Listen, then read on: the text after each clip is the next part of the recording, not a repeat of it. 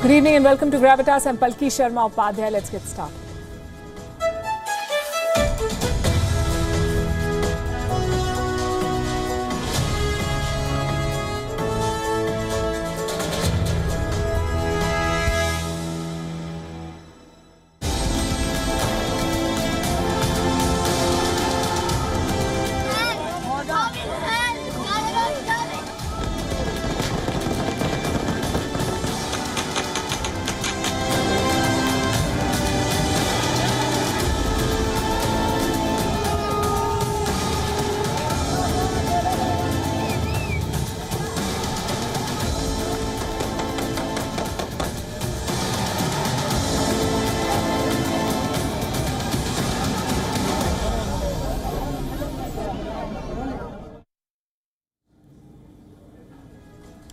Four days back, it looked like game over. The Taliban took Kabul, the Afghan army surrendered, the Americans left, the Afghan president fled the country, Afghanistan looked doomed to fall.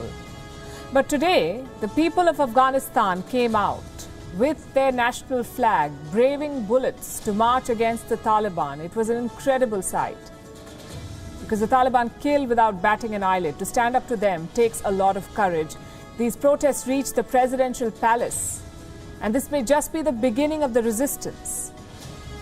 Afghans at the same time are also scrambling to delete their digital history. They live in Taliban country now. The US is removing records of its war from the internet. A political process is taking shape. Taliban leader Akhundzada has ordered the release of political detainees, we are told. Pakistan's ambassador to Afghanistan, Mansoor Ahmad Khan, met Hamid Karzai and Abdullah in Kabul. There's a lot that's going on. As we bring you up to speed with the Afghanistan story, we'll focus on what the Taliban have, their wealth and their weapons. Do they have the money to run a country? We begin as always with Gravitas Global Headlines. Defending his administration's decision-making and judgment over the U.S. troop pullout from Afghanistan, President Joe Biden has said that the U.S. forces could not have left Afghanistan without chaos. The World Health Organization has suggested that current data does not indicate that COVID-19 booster shots are needed. Meanwhile, the US government has planned to make COVID-19 vaccine booster shots widely available starting September 20th. The decision was taken as infection rates have gone up due to the coronavirus Delta variant. While a British man was jailed for 6 weeks in Singapore for breaking COVID-19 protocols by refusing to wear a mask, reports say Hollywood star Nicole Kidman was allowed to skip quarantine in Hong Kong, in a move that has triggered public anger.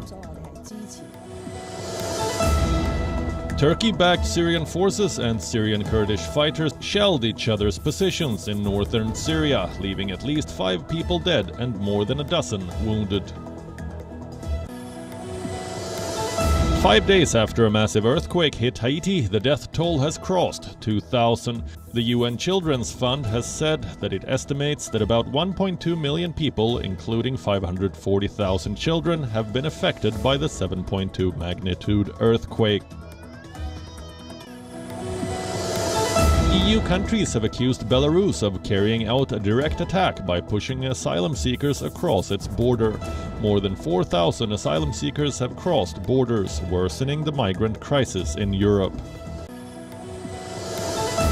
Over 90 policy and rights groups have urged Apple to drop plans for scanning children's messages for nudity. In an open letter, the groups have expressed concern that though these capabilities are intended to protect children and reduce the spread of child sexual abuse material, they could be used to censor protected speech. While one of the world's coldest places, Siberia, has been battling 300 wildfires with over 10 million acres of land destroyed, heavy rains have triggered flash floods in Russia's Far East Amur region. Australia have named a full-strength squad for the upcoming T20 World Cup in UAE and Oman. Captain Aaron Finch, star batsman David Warner, Steve Smith, Glenn Maxwell and frontline pacer Pat Cummins all return after a mini break. Josh Inglis is the only uncapped player in the 18-man squad.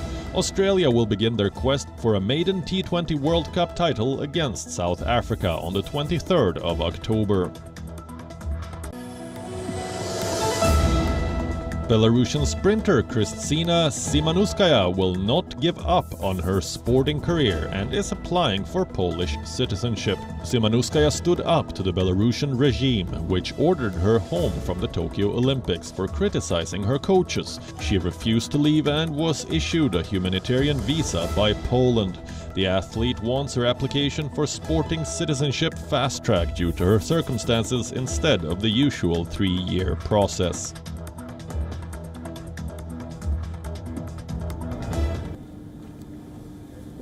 Today is the 102nd Independence Day of Afghanistan. The Taliban are celebrating. They say Afghans are finally free from Western occupation. Well, if Afghans are indeed free, why are they braving bullets to leave their country? Why are they being shot down? Why are they being dropped from planes? Their plight is hard to describe in words, really. What I'm about to show you is disturbing. Take a look.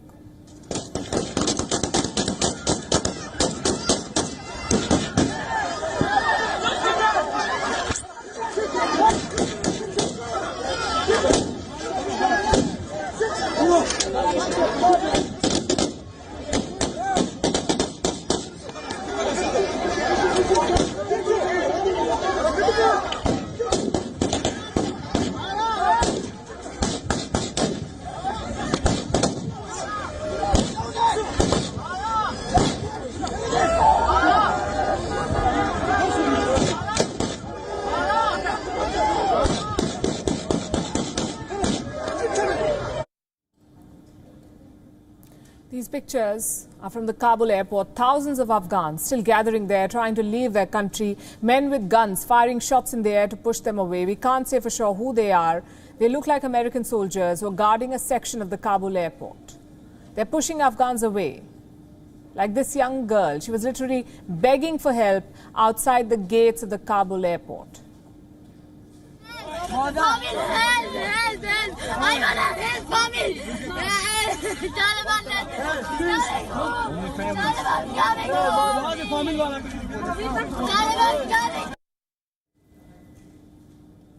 Help! The Taliban are coming, they say.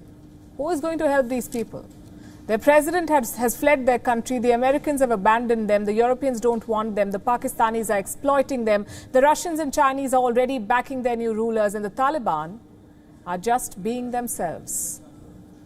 Take a look at these pictures now. They're believed to be from earlier this week. The Taliban marching outside the Kabul airport with rocket launchers, one of them firing shots in the air. The aim was to scare the people. This only led to more chaos. Asylum seekers are struggling to get to the airport in Afghanistan. Just look at how American soldiers pulled a girl over a high perimeter wall.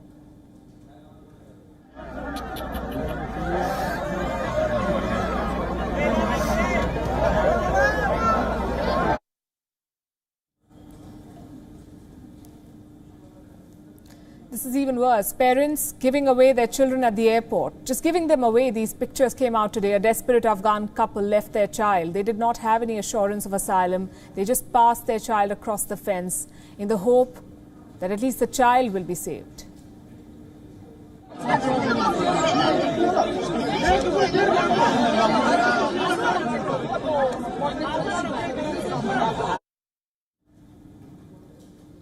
Can you imagine what it takes for a parent to give a child away like this just to make sure that they survive? At least give them a chance to survive. It's not by years ago and now they're protesting. Afghans marching on the streets. This is what happened in Kabul today. People reject the Afghan rule. March to down the unfurl the black, red and flag of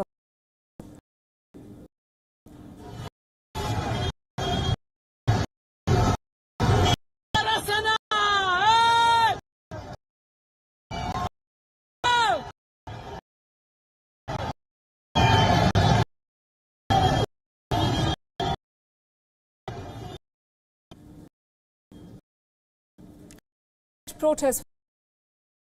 Two is from Kabul. Massive Afghan flag.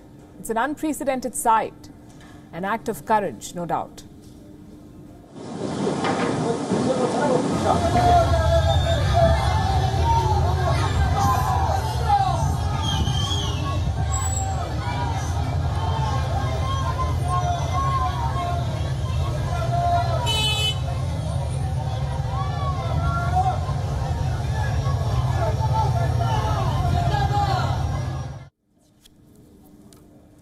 protests outside the presidential palace too, with people reportedly chanting, "Long live Afghanistan and death to Pakistan." And while governments may have given up, people around the world are speaking up for those in Afghanistan. This week, we've seen protests in Brussels, London, Berlin, Washington, D.C., and outside the European headquarters of the United Nations in Geneva. Afghanistan needs all of the support, as world leaders, especially those responsible for this disaster, remain in denial. The people are speaking up. Joe Biden, for one, insists that he made no mistake. The US president sat down for an interview. He was asked what went wrong with the withdrawal. Was it failure of intelligence, planning, execution, judgment? Do you know what the president's response was? Joe Biden blamed everybody but himself. You had the government of Afghanistan, the leader of that government, getting in a plane and taking off and going to another country. When you saw the significant collapse of the Afghan troops we had trained, up to 300,000 of them, just leaving their equipment and taking off. You don't think this could have been handled, this actually could have been handled better in any way? No mistakes? No, I don't think it could have been handled in a way that we're going to go back in hindsight and look, but the idea that somehow there's a way to have gotten out without chaos ensuing. Biden says the chaos was inevitable. No, it wasn't. Perhaps the American betrayal was. Also inevitable is the security threat that this poses to the region. India's External Affairs Minister S. Jaishankar spoke about this today. He was presiding over a session of the United Nations Security Council in New York. He drew the world's attention to the Taliban's affiliations with terrorist groups like the Lashkar-e-Toiba and the Jaish-e-Mohammed. Events unfolding in Afghanistan have naturally enhanced global concerns about their implications for both regional and international security. The heightened activities of the proscribed Haqqani network justifies this growing anxiety. Whether it is in Afghanistan or against India, groups like Lashkar-e-Toiba and Jaish-e-Mohammed continue to operate with both impunity and encouragement. It is therefore vital that this Council does not take a selective, tactical, or even a complacent view of the problems we face. We must never countenance sanctuaries for terrorists or overlook the raising of their resources. And when we see state hospitality being extended to those with innocents' bloods on their hand, we should never lack the courage to call out this doublespeak. Today is day 4 of the Taliban rule in Afghanistan. Their leaders promised amnesty for enemies. They said they're committed to the safety of the Afghan people, especially in Kabul. But reports from the city are conflicting, and the images are compelling. Our correspondent Anas Malik has been reporting from Kabul and from provinces around it for many days now. And ever since the Taliban rule began, he's been bringing us ground reports of what daily life is like in the capital city of Afghanistan. Today, he hopped onto one of the Taliban's patrol vehicles, and this is the report that he sent us.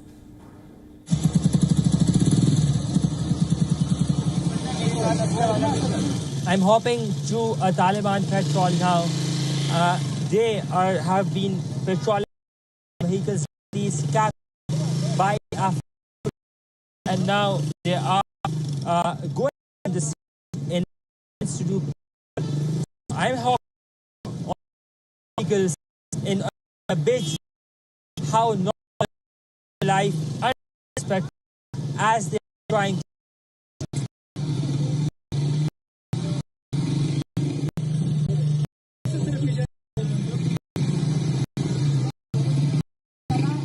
Petrol cars like which belong to Afghan have been overrun by guns. They are to petrol the city with the that they have captured, that they have secured, or that they already had in a bid to ensure that everything is running as normal.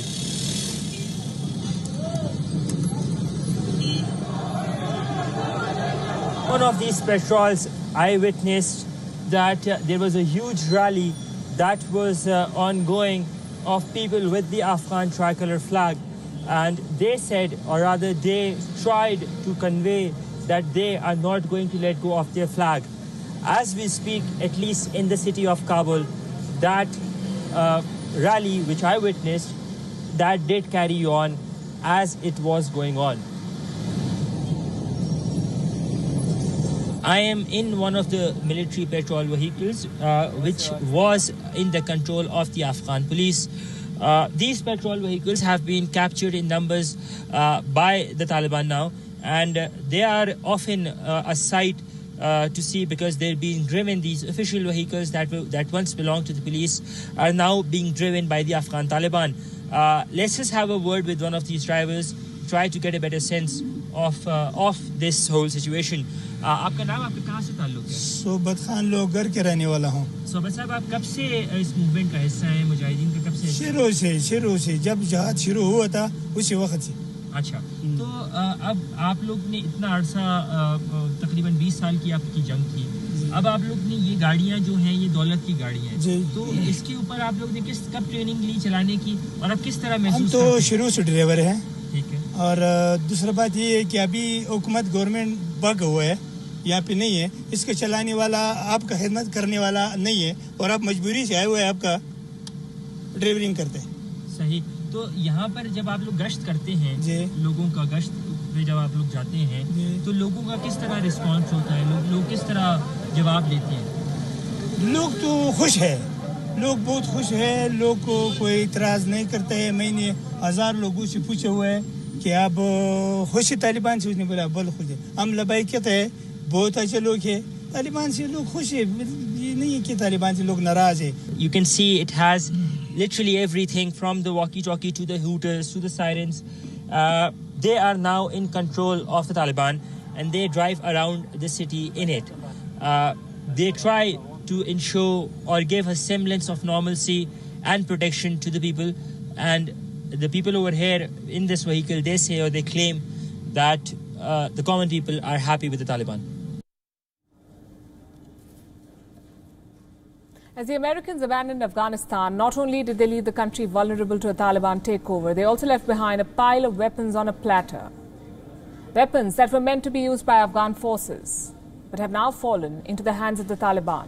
And these are not ordinary weapons I'm talking about. I'm talking about choppers, jets, Humvees, rifles, among the best in America's arsenal. How much are these weapons worth? What is the Taliban going to do with them? Where are they going to use them? Our next report explores. This video is from the 15th of August. It shows the Taliban seizing an American Black Hawk chopper from the Afghan armed forces at Kandahar airport.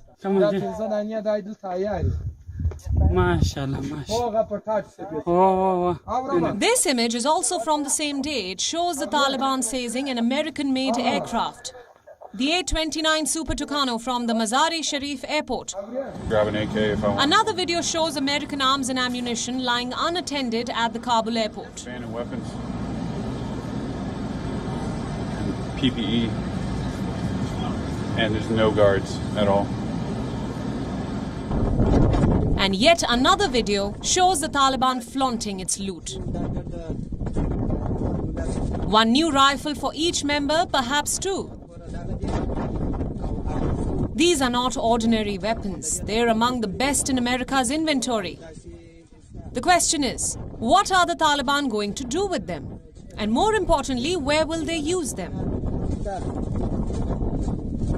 According to America's own statistics, the Afghan Air Force operated a total of 211 aircraft, with about 167 planes and helicopters available for use. As of the August 19th, the U.S. Defense Department has not confirmed how many of these aircraft have been captured by the Taliban. How many of them have been flown to safety by Afghan pilots? And how many of them are still functional? But American pilots who served in Afghanistan say that it's safe to assume that these aircraft have fallen into the Taliban's hands. How many jets are we talking about? A lot. The US gave the Afghan Air Force A-29 attack planes, C-130 cargo planes, militarized versions of the Cessna Caravan, UH-60 Black Hawk helicopters, along with armed MD-530s, and M16 rifles. All of these weapons were optimized for counter-insurgency missions. Radios. These were dispatched to US bases in Bagram, Herat, Kabul, Kandahar and Mazar-e-Sharif. Now most of these bases and weapons are in the Taliban's control. They could use them against the Afghan people. They could use them to resist an international military intervention. They could even share the sensitive technologies with China. America's arch rival and the Taliban's new friend. For the US, this is yet another embarrassing reminder of its unmitigated disaster in Afghanistan. The Biden administration has given the Taliban $20 billion of military hardware on a platter. Bureau Report, WION World is One. Yesterday, we started a campaign for Afghan women, #SaveAfghanWomen. And a lot of you have been using this hashtag. You've been tweeting about it. You've been amplifying the stories of Afghan resistance. It's a great start. But we need to keep the momentum going. This campaign must go beyond social media. It must mobilize more people. It must make the politicians sit up and take notice. Because don't forget, the life and freedom of 14.2 million women is at stake. Their stories are heartbreaking, but they must be told. Take a look at these pictures. They're from Kabul today. That's day 2 of, Tuesday rather, it's day 2 of the Taliban rule. These brave women were out on the streets protesting. What were they asking for? The right to work, the right to study, the right to dignity. Do you know what they're up against? Let me show you. Those are the Taliban confronting them. They're literally an arm's length away. At least half a dozen of them with guns. And this is not a one-off case. Afghan women are becoming the face of resistance. They have one message for the Taliban. This is not the Afghanistan of 1996. Women will not accept being second-class citizens. Here's another instance of that spirit. Today happens to be Afghanistan's Independence Day. There were anti-Taliban protests across the country. This is one such protest from Kabul, and leading it is a young Afghan woman. Her hair is covered not by the Taliban's burqa, but in the colors of the Afghan national flag. She was chanting, "Long live Afghanistan," and our national flag is our identity. Here's another brave heart.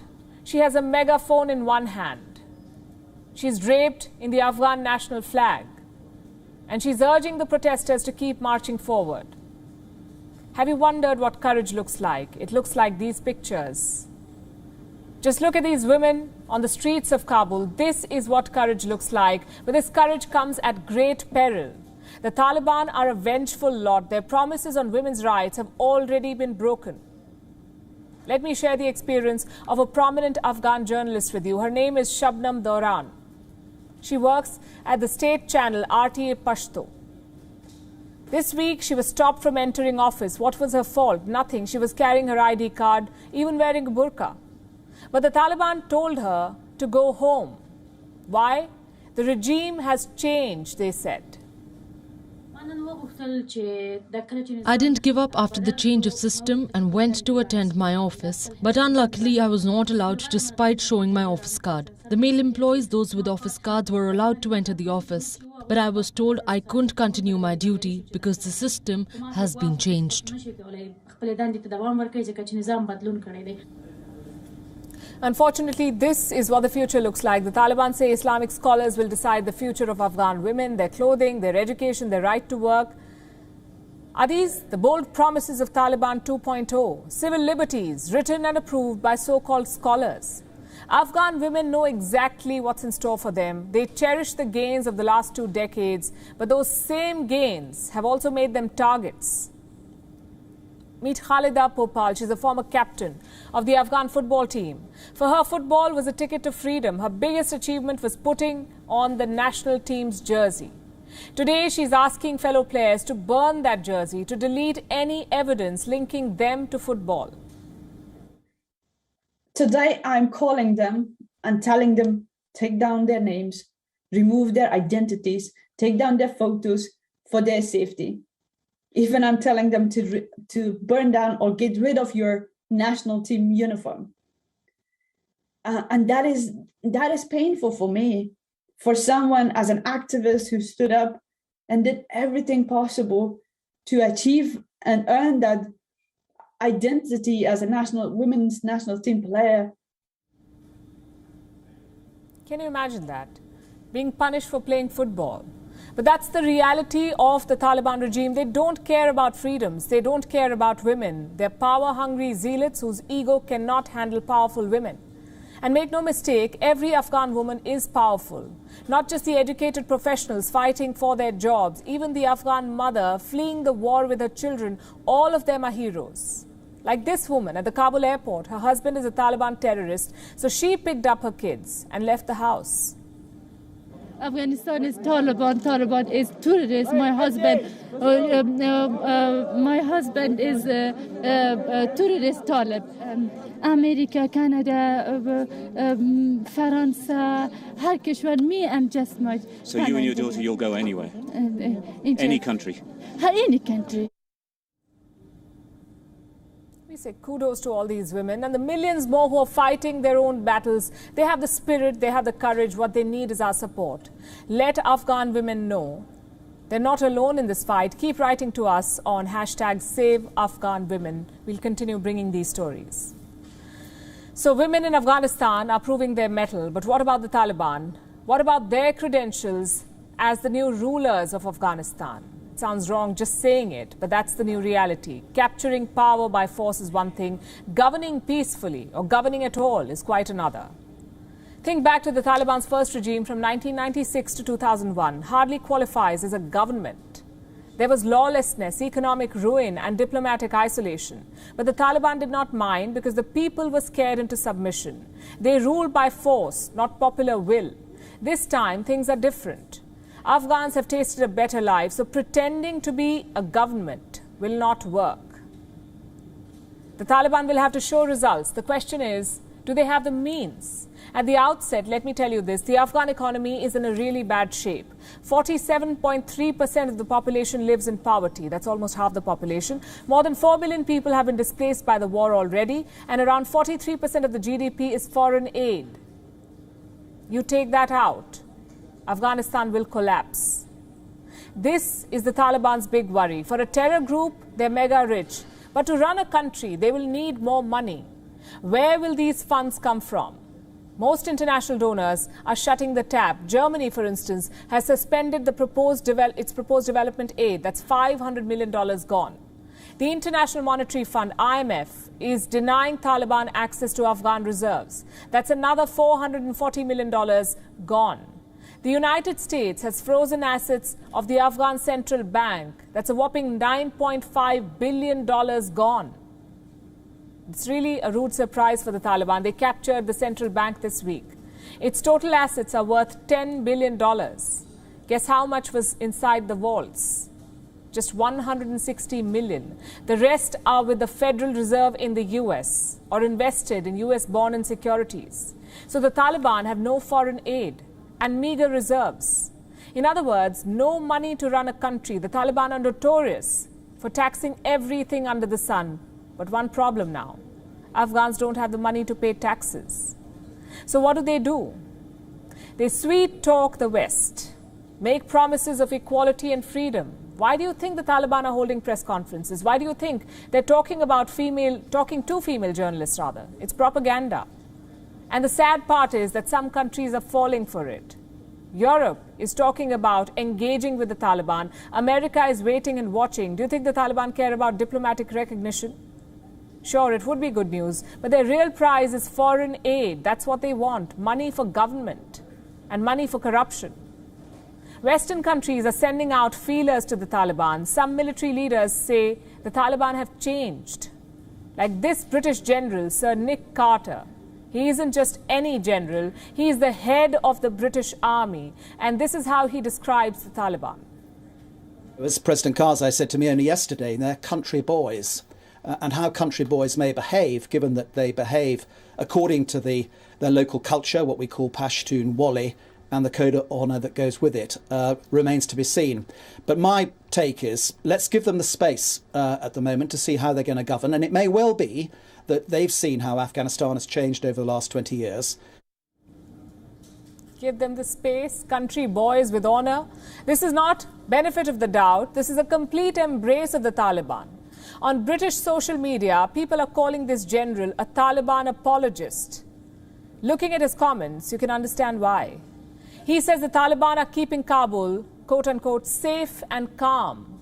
The same Taliban, by the way, that killed 500 British soldiers in Afghanistan.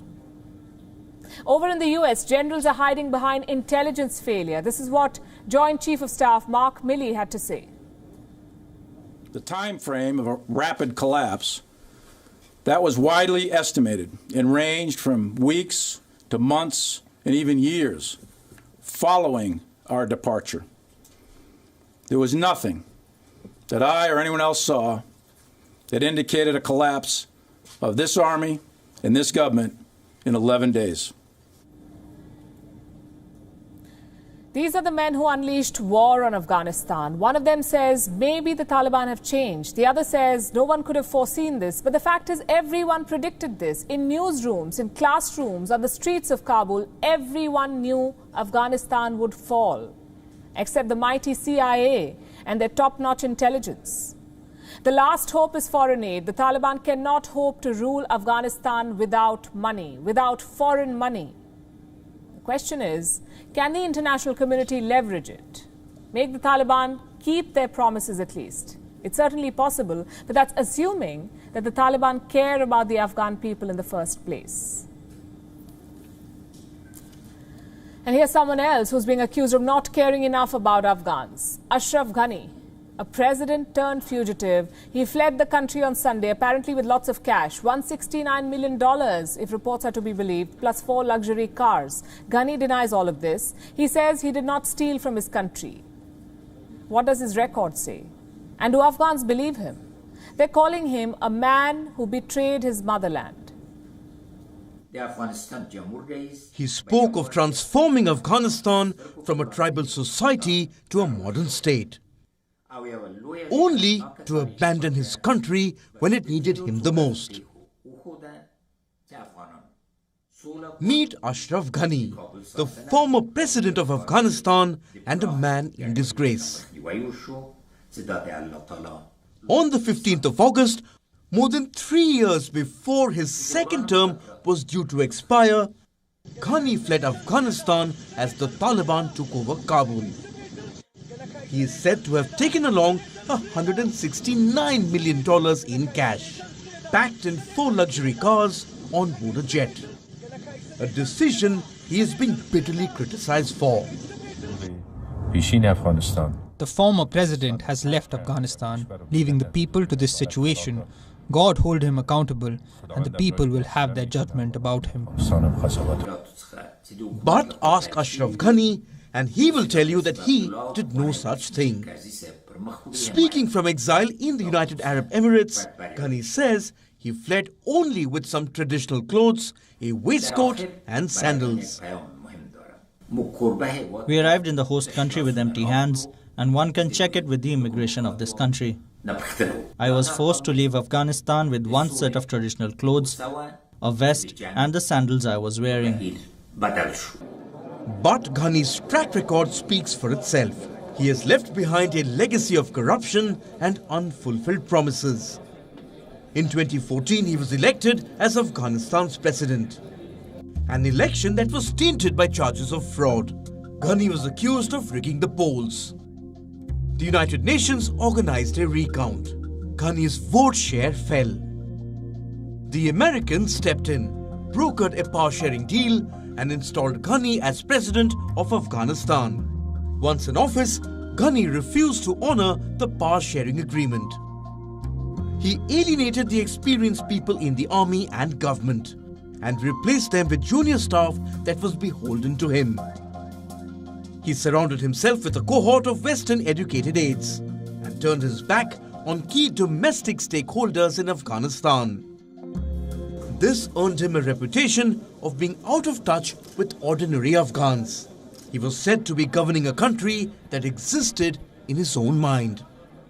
Ghani was also accused of ethnic favoritism, of stoking tensions among the country's many ethnic groups. A leaked memo from 2017 revealed that Ghani ordered the Afghan police to hire officers from the main ethnic groups of Hazara, Uzbek and Pashtun, and left out the country's second largest ethnicity, the Tajiks. Ghani was also a man of short temper, unable to control his rage when given facts he disagreed with. One of his closest aides described Ghani as an insecure leader who was unwilling to compromise or cede power. In September 2020, when the intra-Afghan peace talks began, Ghani was accused by critics of repeatedly stalling and undermining the peace process to retain power. Now, as he trots the globe looking for a home, the Afghans say they will remember Ashraf Ghani as the man who betrayed his motherland. Bureau Report, WION World is One. And Ashraf Ghani is not alone. Afghanistan does not take kindly to any ruler. Whether they're kings, presidents or invaders, all of them have suffered humiliating defeats in this country. They end up fleeing rather than retreating. This week was the latest chapter in that history. A superpower is on the run in Kabul. Another empire chewed up and expelled by Afghanistan. But they never learn. Any military historian will tell you, stay away from Afghanistan. Its geography, its ethnicity, its problematic neighbors, all of these factors make Afghanistan unwinnable. America had two examples to look at. The British Empire in the 19th century and the Soviet Union in the 20th century. Both were routed from Afghanistan. Both lost thousands of soldiers. Unfortunately, the US did not learn from either. Let's talk about the Soviet War, more recent. They invaded Afghanistan in 1979 to bolster the communist government. The operation was rapid, but holding on to Afghanistan proved impossible. They met stiff resistance from the Afghan Mujahideen, funded by the Americans. Some 15,000 Soviet soldiers died, along with 2 million Afghan civilians. It was a fateful war for both sides. The Soviet Union disintegrated 2 years later, and Afghanistan has been at war ever since. America's war was not as violent, but their withdrawal was much worse. For starters, when the Soviets left, the government did not collapse over a weekend. The Democratic Republic of Afghanistan survived for 3 years after the Soviet Union left. What did they do different? You could say the Soviets planned better. They signed the Geneva Accords at the United Nations in 1988. The US and Pakistan were brought on board. What did this accord talk about? It set a timetable for troop withdrawal. It provided rules to handle Afghan refugees. So everyone was on the same page. But the US did the opposite. They kept the Afghan government out of the Doha talks. Instead, they negotiated with the Taliban. Look where we are today. Then you have the military operation itself. The Soviets had 100,000 soldiers deployed in 1988. The pullout happened in two phases, one in mid-1988, the second in early 1989. Most importantly, it did not happen at midnight.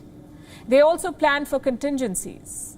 Tanks and artillery units were deployed to protect retreating soldiers. Local ceasefires were negotiated, and the Afghan government was largely in the loop. Did the US do any of this? Well, they tried, but with little success. You see, America was in a hurry to leave, so they forgot about the Afghan people and the Afghan army. Here's another key difference. The Soviets continued to help the Afghan government even during withdrawal. In January 1989, they attacked Ahmad Shah Massoud and his Mujahideen. They also flew 1,000 sorties against the Afghan government's rivals. Reports say 600 of Massoud's men were killed. Compare this to what the US did. No air support, no military contractors, just hollow words from the US president. And that's precisely why the Afghan government fell like a pack of cards. In 1989, the Soviets kept funding Kabul. They spent nearly $3 billion on humanitarian and military aid. They gave the Afghan army tanks, helicopters, rockets, artillery guns. The Mujahideen were kept at bay for 3 full years. The bottom line is this: the Soviet withdrawal was much more professional. They were also perhaps much luckier. For example, they shared a border with Afghanistan, so the Soviets drove out. The Americans are being airlifted. But these excuses don't really justify America's failure. Their intel and process were both wrong. Those are the differences between the two withdrawals. What are the parallels? First and obvious, both sides lost. Whether the withdrawal was perfect or not, the Soviets lost. They lost soldiers, they lost assets, and ended up running just like the US. Both superpowers meddled in a foreign country. They thought their power and money gave them the right to do so. They invaded without asking. They fled without asking. Afghanistan's history will not be kind to these countries. We often romanticize Afghanistan's image as the graveyard of empires. It's also a reflection of the sad reality of repeated invasions, wars, and trauma. Let's shift focus to what's happening in the United Kingdom. The biggest class action lawsuit in the country's history is about to kick off. $26 billion. Mastercard has been sued, and it has been sued on behalf of 46 million customers. Why? Because they had to pay extra charges every time they swipe their Mastercard. Now the company could be asked to cough up $26 billion as compensation. Our next report tells you more. It is the biggest class action lawsuit that the United Kingdom has seen. 46 million customers are fighting Mastercard, the financial services company. What happens if Mastercard loses? It could be asked to pay a whopping $26 billion. What is the case all about? Credit card fees. When a customer swipes a credit card at a store, the card company charges a fee from the shopkeeper to enable the payment. This is called interchange fees. 5 years ago, British financial ombudsman Walter Merricks brought a suit against Mastercard. He said that the company charged excessive interchange fees between May 1992 and June 2008. The retailers didn't want to pay out of their pocket, so they asked their customers to pay extra for swiping their Mastercards. Now, Merrick wants Mastercard to pay damages to every customer who paid extra. So if you are a British citizen above 16 years of age, and if you have paid extra for using Mastercard between May 1992 and June 2008, you are automatically part of this lawsuit. The company wanted the case dropped, but a tribunal in London has refused to block this case. If Mastercard loses, it will have to pay all 46 million customers. What will they get?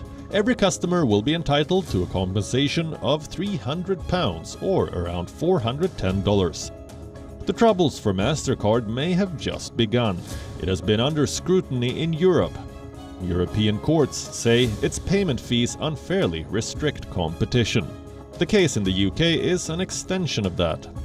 The company says the lawsuit is spurious and backed by organizations who just want to make money. British lawyers say this is a major moment in the UK's litigation history. They believe this case could lead to more lawsuits in the future, where major corporates are challenged and held to account. Needless to say, a verdict against Mastercard would set a precedent and kick off scrutiny against those who deceive customers into paying more. Bureau Report, World is One.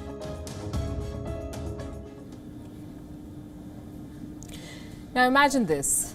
A pet dog is left for dead after being tortured by its owner. Is there any way to punish the abuser?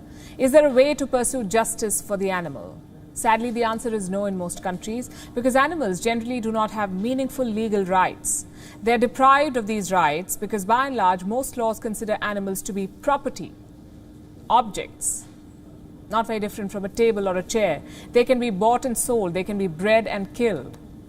South Korea wants to change this. It plans to amend its civil code to grant animals legal status, to consider them living beings instead of legal things. And this is happening after the country reported 914 cases of animal abuse in 2019. Many of these abusers were punished under the country's animal protection law. But there were no significant penalties because animals are still treated as objects under the current legal system. So in September this year, South Korea's parliamentarians will pass an amendment to grant animals the right to protection and respect for their lives. This is being done in order to grant courts more options when determining sentences to animal abusers. The amendment will also pave the way to grant life insurance packages for animals and to make it obligatory to rescue and report roadkill. 민법에 Once the Civil Act declares animals that used to be defined as property are not objects, the fundamental evaluation and perception will change in the legal world. When attempts are made to injure or kill an animal, the declaration will be reflected when the judges determine the punishment and the prosecutors demand sentences. 검사들이 구체적으로 또 구형량을 정할 때 반영이 될 겁니다. South Korea has a population of 52 million people, out of which 10 million are pet owners. Most of them are said to be in favor of this decision. In fact, they want the legislation to be approved at the earliest so that people will think twice before hurting animals. Animals are not objects. Certainly, they are not objects. But there are people who can't control their anger and take it out on the dogs. His owner lost his temper and told his kids to bury him alive. He was barely alive when we rescued him after it was reported. But the man wasn't punished as the dog was recognized as an object owned by him. 죽어가는 거를 신고해갖고서는 구조해갖고 온 상황인데요. 이번에 법 제정이 조금 더 강화돼서 I hope the legislation will be strengthened so that illegal breeders and companies that sell dogs illegally will also be alarmed, and people who are raising animals will have more awareness. 조금 더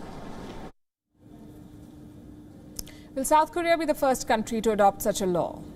The answer is no. In 2015, the French Parliament amended the French Civil Code to change the classification of non-human animals from movable property to living beings, gifted sentence, the ability of experiencing feelings.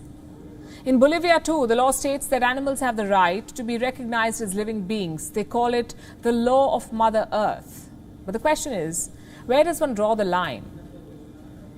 On which animals do welfare laws apply and on which do they not? How are we going to address large-scale industrial breeding of animals to be consumed as meat? And most importantly, why is it that images of caged puppies trigger outrage but the mass slaughter of other animals does not? These are tricky questions, difficult questions. A simple answer is emotional prejudice. Some say they care more about some animals because of their superior social intelligence or the fact that they simply spend more time with them. But how does that justify killing the others? These are inconsistencies, perhaps even hypocrisies, which animal rights activists must address every time they push for a law to protect certain animals. We wrap with that, leaving you as always with Gravitas Images. Thanks for watching.